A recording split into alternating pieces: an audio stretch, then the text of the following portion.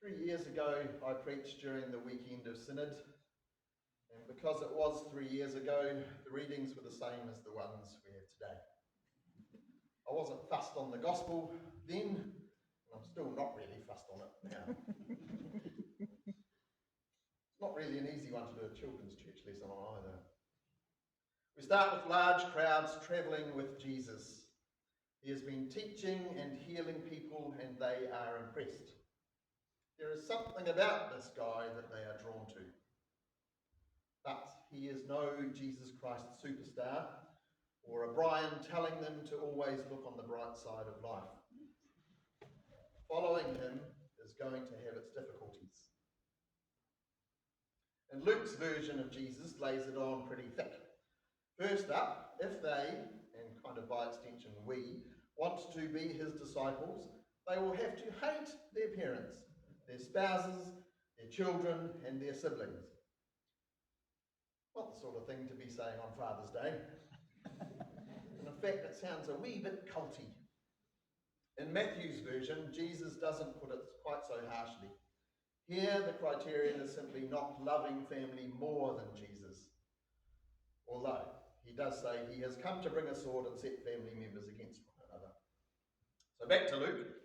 Not only are followers to hate their family, they are also required to hate their own life. They are to carry their cross, which seems a bit weird as the cross hasn't featured in Jesus' story just yet. But we can understand this as Jesus talking in hyperbole, not necessarily being literal, in order to get the message across that following him isn't all beer and skittles, that there is a cost involved. Which brings us to two seemingly simple but actually quite confusing illustrations.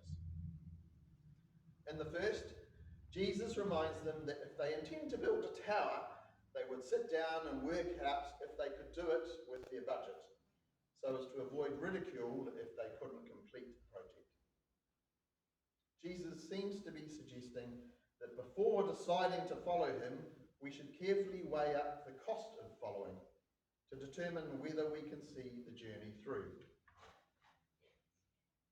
But how can we really know how much it will cost us? Or whether we have sufficient resources? Or whether or not we might have access to more later on when they're needed? We've all seen enough home restoration or building programs to know that the starting budget is almost always blown out by the end of the project, even with careful planning. In the second illustration, we have a king planning to go into battle, who decides instead to negotiate a peace deal with his opponent. Not for the sake of peace itself, but because his troops are not adequate to beat his opponent. Is Jesus suggesting here that if we can't see ourselves winning in the struggles that come with following him, we should seek some way of avoiding the struggle altogether? These images highlight a sensible strategy of carrying out a careful cost-benefit analysis before deciding, on balance, that following Jesus would be a good idea. But then he says that the cost is everything. The cost of being a disciple is to give up all your possessions. And I think this piece is the key to making sense of the other pieces. Give up all your possessions. Or to look at it another way, give up the things that possess you. We are to give up the things that possess us, to exercise their hold on us, to disencumber ourselves of the things that weigh us down as we travel the way of Christ. Money and fortune, power, prestige, success, being liked, being good, being better, being right, being left, being stuck in the past, being paralysed by possible futures, preconceived ideas of who is acceptable and not. I think that in the references to embarking on a battle or building project, Jesus is saying, here is what your inclination is, to try to count the cost and work out a good deal. But you can't. Just know that there is a cost, when we are building the kingdom of God and battling the forces of greed, hatred, injustice, and death. We cannot accurately predict what the journey will be like, what it will cost us, or how we will manage along the way. God invites us to take the next step in the trust and knowledge that God is with us, that Christ has journeyed there too. As a Michael Leunig poem says, let it go, let it out, let it all unravel. Let it free, and it will be a path on which to travel. Other travellers, mystics and contemplatives in the Christian and other traditions, teach us that as the journey unfolds, we will become more aware of the things that possess us and weigh us down. What our ego-centered selves hold to be the life worth living will become, in a sense, hateful to us as we see how small and impermanent it is, and experience the vastness and timelessness of God's presence. In a similar way, family may become hateful to us, not the individual people who are related to us, but in the sense that our understanding of family will seem too small. Elsewhere, Jesus says that whoever does the will of his Father in heaven is his brother, sister, and mother. And we are to love our neighbour. And we are to love our enemies. So that makes it a pretty big list.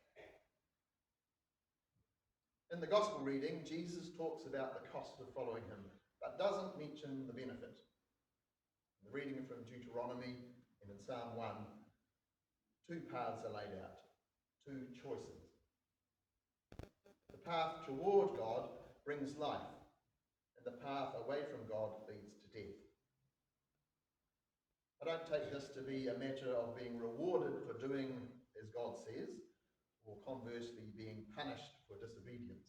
Rather, as it is quite nicely illustrated in the psalm, it's a natural consequence where we wither and perish when we face away from God, and we flourish as we face towards or into God, nourished by the light and life-giving waters of God's presence, and vitalized by the breath of God. Now, I usually like to bring in some musical reference where I can. 3 years ago, it was the Irish band U2. This time, it's a smaller band, less well-known band called Lost Dogs, who I came across in the late 80s. They were made up of artists from various other Christian bands that I was listening to at the time. Now, the song is called Breathe Deep, and I'm just trying to weigh up whether to sing the whole thing because it's a list of about 79 groups of people and requires quite a lot of breath. So whether to sing it or to read it out. But would like us to do the chorus together. Sort of as an antiphon.